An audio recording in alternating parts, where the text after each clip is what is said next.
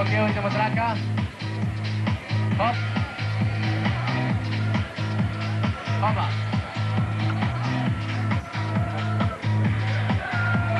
One more time. Okay. Concentration, position. Ja ne znam gdje je Robi. Okružili su me neki čudni ljudi. Dobar vam dan, mi smo u Loparu na otoku Rabu. Kao što vidite, na rajskoj plaži ima toliko ljudi da sam izgubila Robija. On možda ni ne zna da je emisija već počela. Možda gleda neke komade okolo, šta ćemo ja, mene već vidio, ali ovdje ne znam što se zbiva, morat ću to prekinuti kako bi doznala i naravno rekla vama. Koga ćemo? Stop. Dobar vam dan. Dobar dan. Maškare pa na plaži po ljeti samo radi nas. Samo radi vas, posebno, srećano, sve za vas. Kakve su ovo maškare? Prave loparske? Plave loparske maškare, plava loparska narodna nošnja. Je li narodna nošnja ovo sa golim ženama tu gore? Obavezno. To je i prije bilo, to je u tradiciji.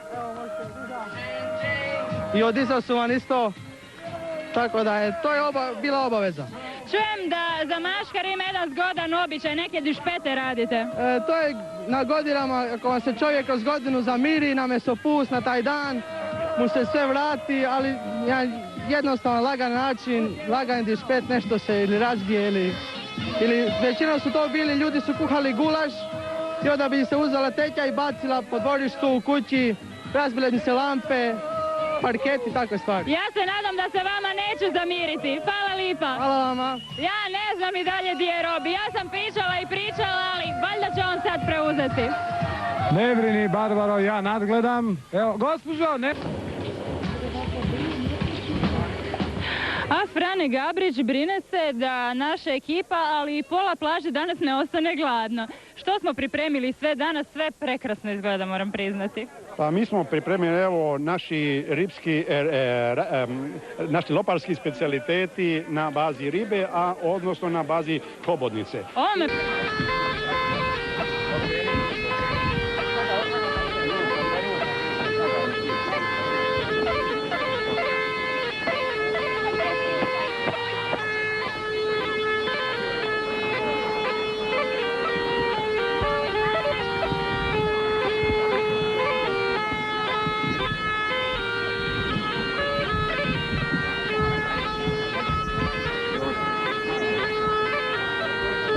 Bližimo samom kraju naše današnje emisije i polako dolazi kraj našeg boravka na Rabu. I to uz najbolji mogući način, kao što smo rekli, jedno što smo vidjeli, vidiš, može se i na pijesku tradicionalni pres na Rabu raditi. Možeš ti to, Robo? Ja ne mogu kliješiti, sam se ovo niš vidi, ovo mi nikako nije za mene.